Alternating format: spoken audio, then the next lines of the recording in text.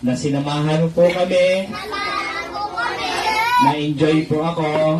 Ito tayo mata.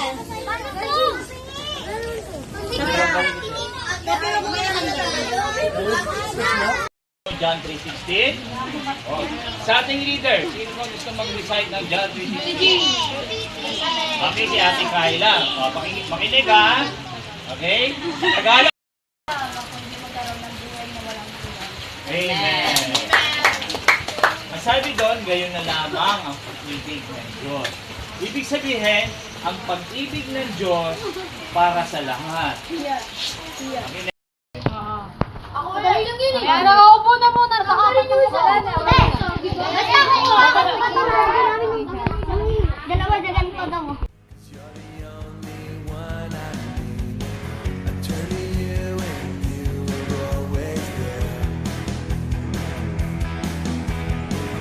Troubled times, it's you I see. I put you first, that's all I need. I humble all I am, all to you. One way, Jesus, you're the only one that I could live for.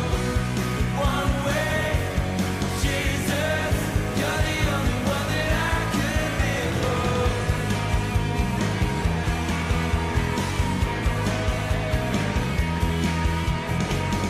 You were always, always there, every how and everywhere.